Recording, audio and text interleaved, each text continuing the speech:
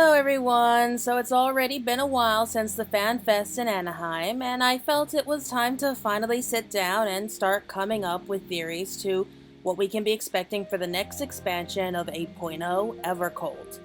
Now please keep in mind that by the time this video comes out, it's still more than a month away from the next Fan Fest in Berlin, so the trailer is really all we have to work with right now. But it's not even the full trailer. We will be seeing it expanded with extra scenes from the other two FanFests over the next few months.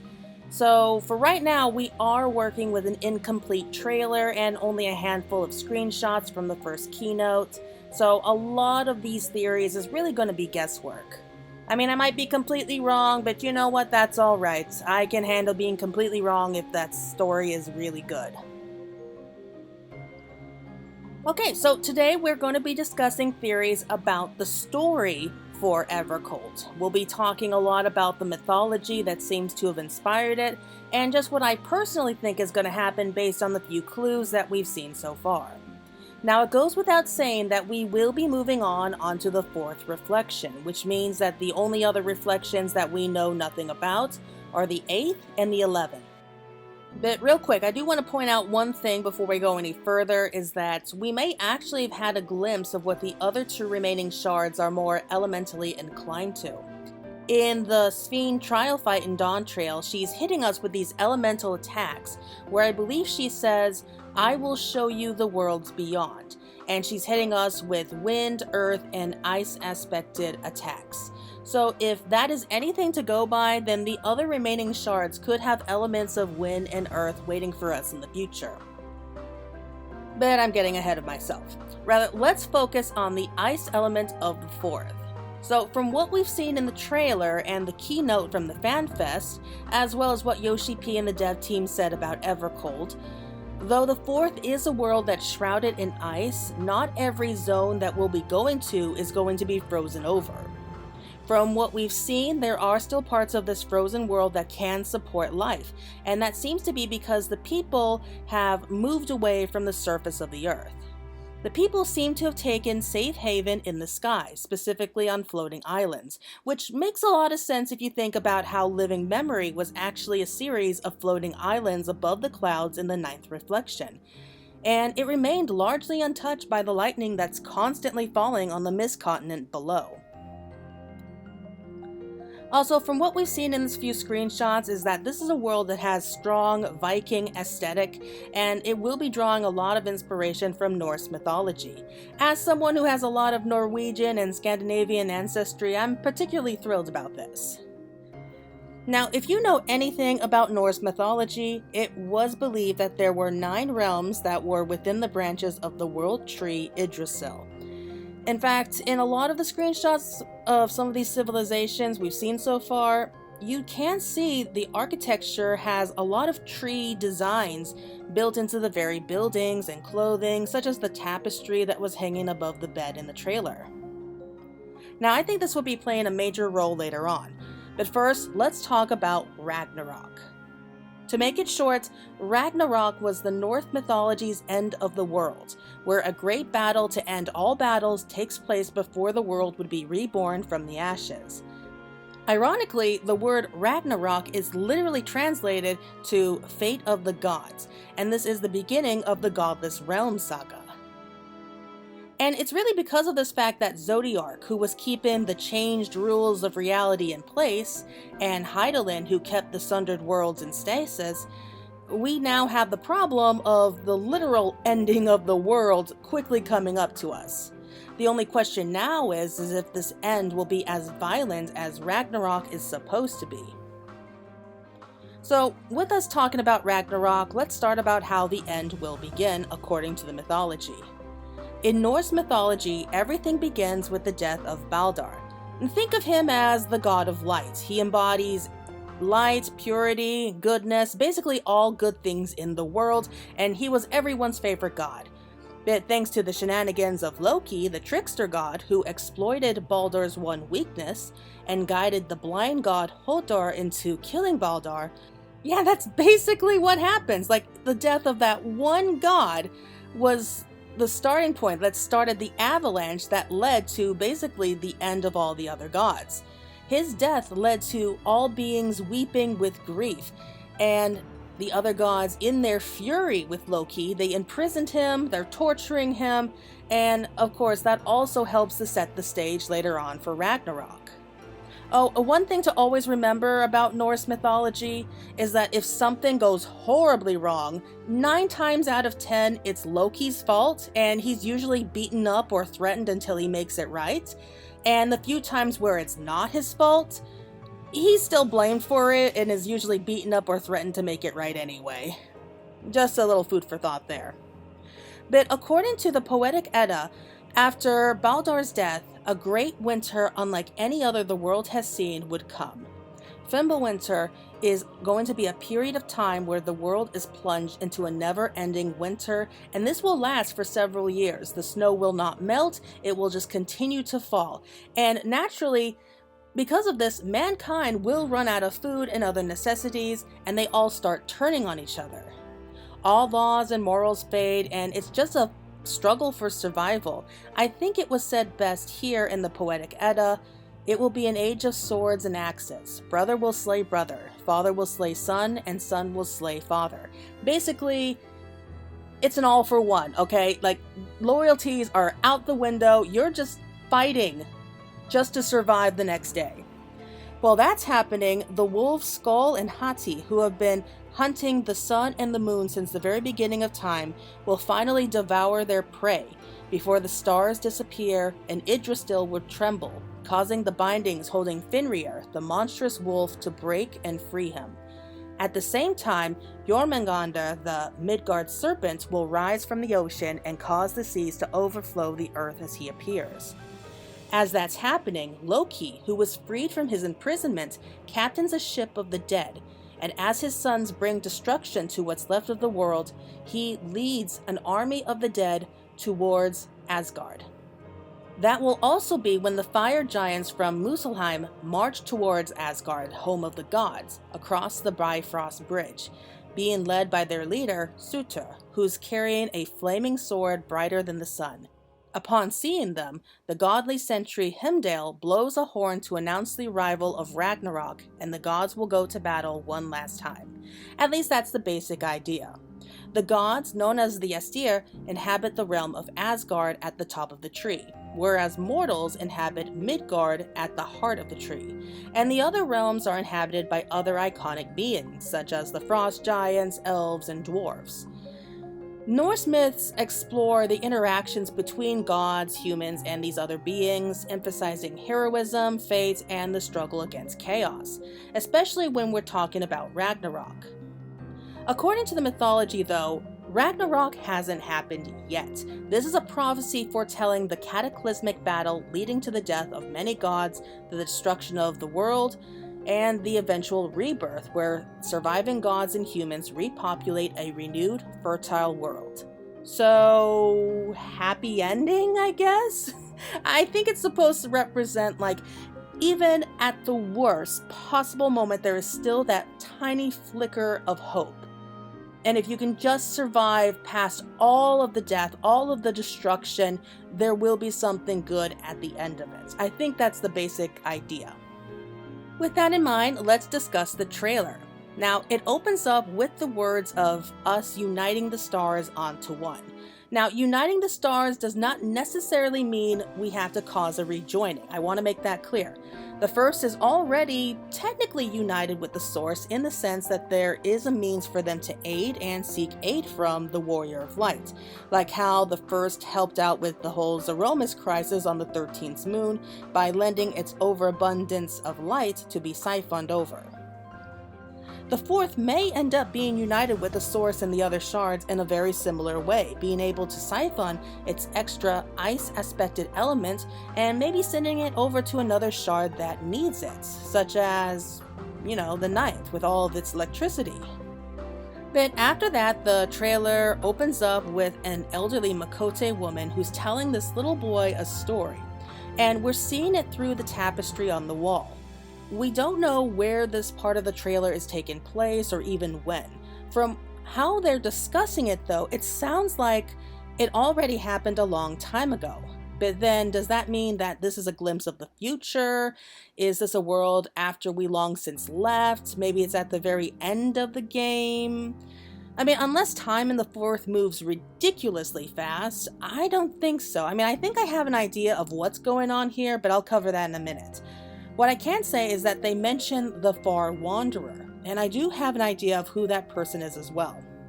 Also, for those claiming that this woman is in fact Y'shtola, who aged dramatically since we last saw her, no, I don't think that's the case. I mean, unless there's time travel involved, which I'm kind of hoping not, because we've seen a lot of that recently.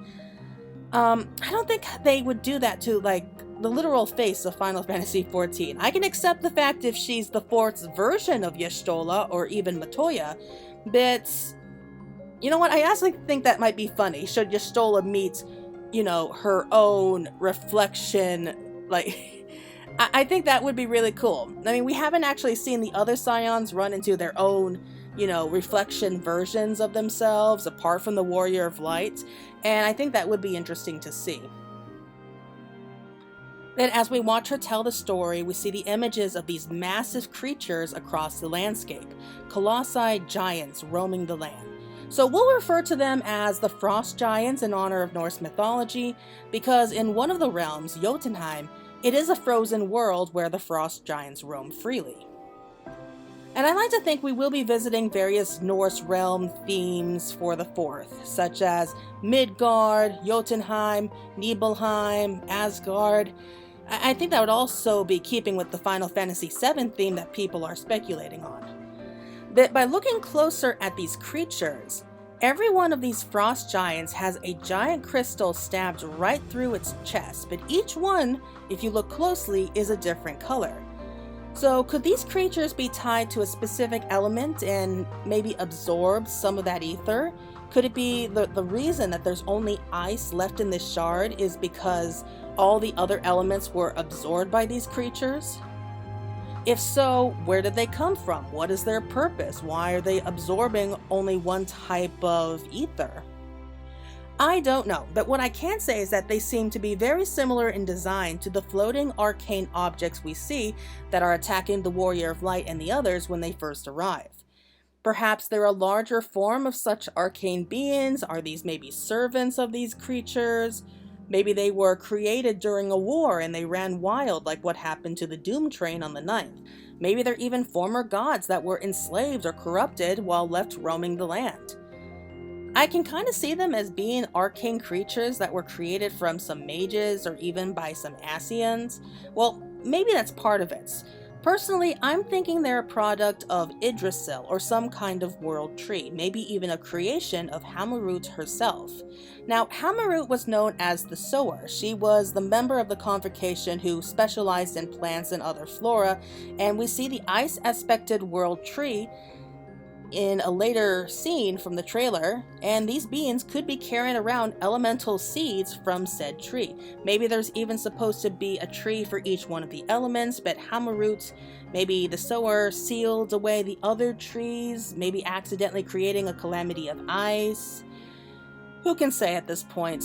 But from what we've seen so far, these creatures are massive. They're on par with Alexander. So while I think we may be fighting some kind of version of them, maybe as we have to fight their servants, or maybe just like some tiny piece of them, I personally don't want to believe that they're the main enemies that we're going to be facing.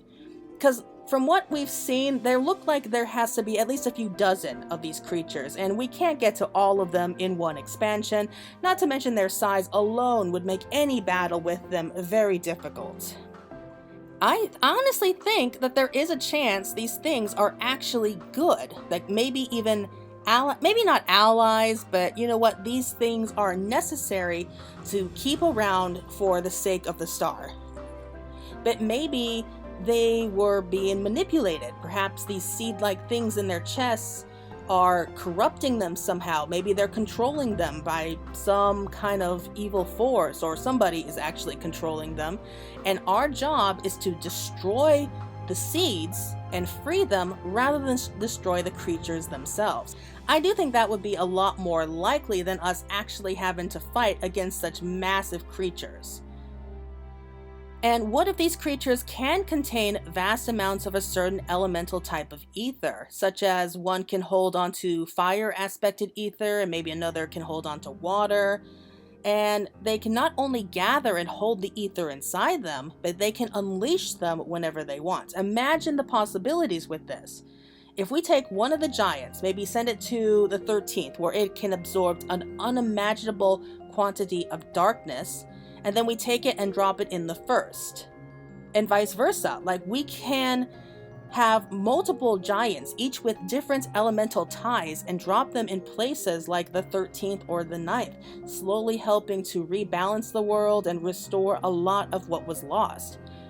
If we can actually do something like that, then maybe we can heal the balance between worlds, helping the other remaining reflections to recover, like what happened with Eden in the first.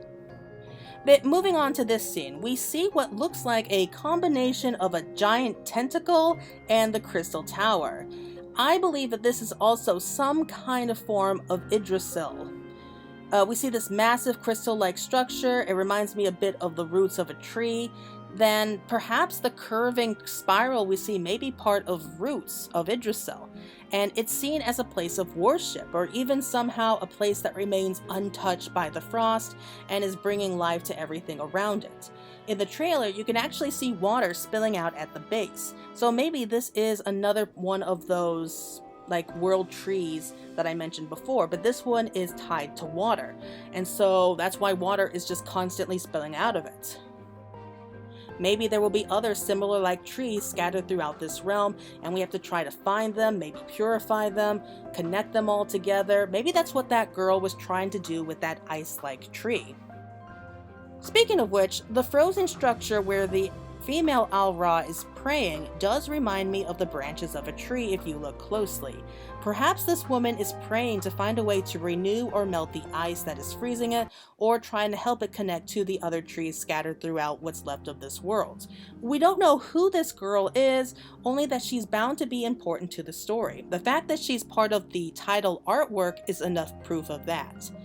She's likely going to be a brand new character we meet when we arrive, but whether that will be as a friend or a foe, still too early to say. I have two different ideas, though, of who she could be representing. One of them is inspiration from another Final Fantasy game, and I'm talking about the seeress Yule from Final Fantasy 13-2 and 13-3. For those who haven't played 13-3, Yule was a seeress who could not only see the future, but she was reborn over and over again. Much like the Minfilias of the first, Yule was constantly dying and being reborn. Because the Yules could see into the future, that gift would show them events that are destined to happen, but as a price, it would slowly suck away their lives. Because of that, each Yule would die before she even became an adult. And when she died, another would be born with the same face and abilities as the one before, but each one was born with a brand new, different soul.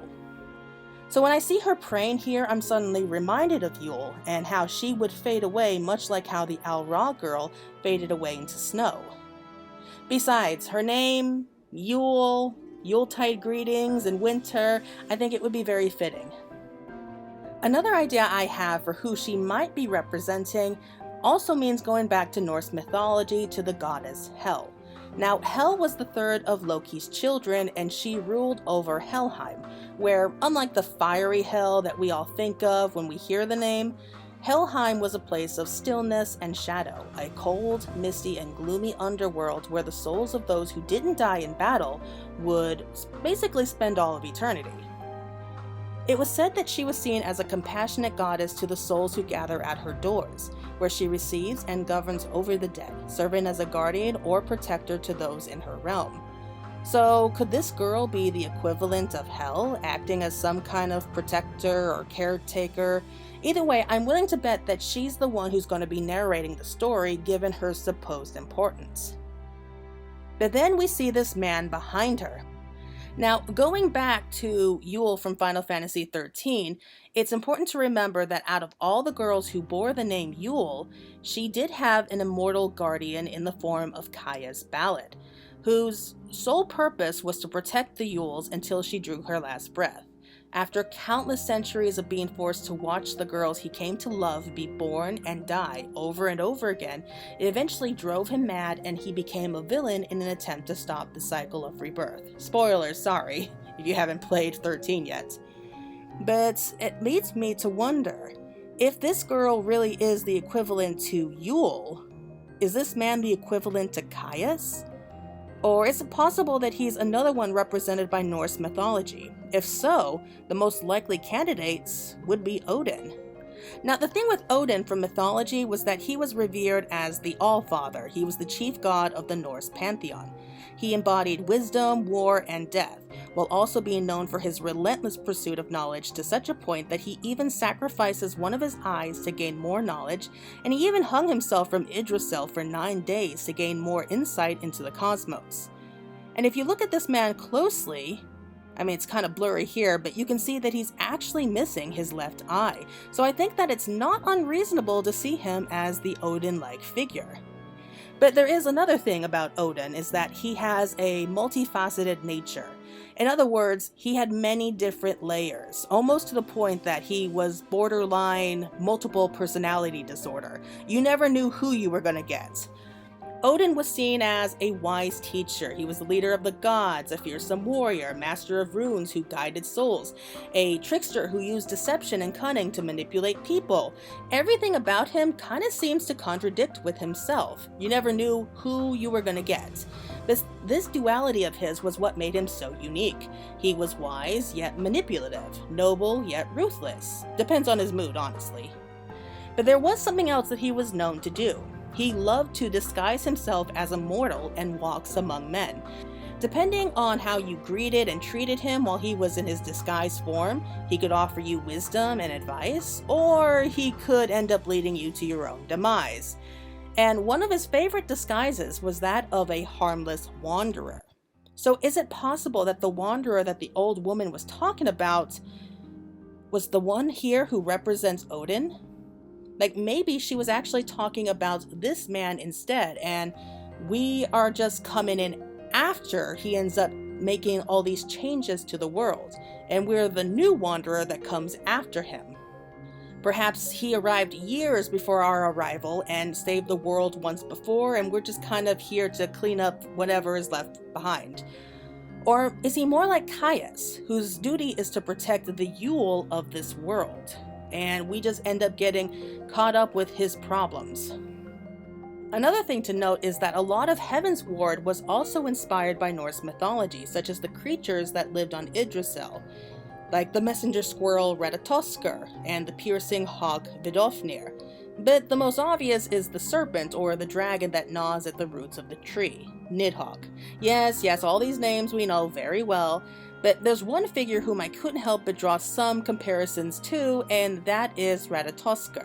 Ratatoskr in mythology was a little squirrel running between the serpent gnawing at the roots and the hawk that soared at the top of Yggdrasil's branches. And apparently, it made it its job to not only carry messages between the two, but also cause problems. Personally, I like to think the little squirrel was just a dick, running back and forth trying to cause trouble like, "Hey, bird brain, did you hear what that overgrown snake down below just called you?" At least I like to think of it that way. I kind of find it funny. But why am I mentioning the squirrel? Why would I want to bring up the concept of a talking squirrel that causes trouble between two different sides if it wasn't important? What could I possibly have to compare to that concept? Yeah, I don't think Caius's new form was an accident. Of all the stuffed animals he could have been placed into, Square Enix specifically chose to put Caius in the form of a squirrel. Granted, I don't think he can actually do any harm to us physically, but it wouldn't surprise me if he ends up causing problems for us later down the line, such as Ratatoskr did in mythology by sending misinformation or incomplete information, maybe even coming up with lies towards those whom could have been potential allies. I don't think Caius is above doing something like that. He wouldn't even have to lie. If he's still working with the Winterers, then why not come out and warn them who we are and that we're here to put a stop to their plans? Yeah, that would be more than enough to cause problems for us for no reason. He's the new Ranjit of the Fourth. Another thing that I did want to point out as well is that we do have potential for another enemy.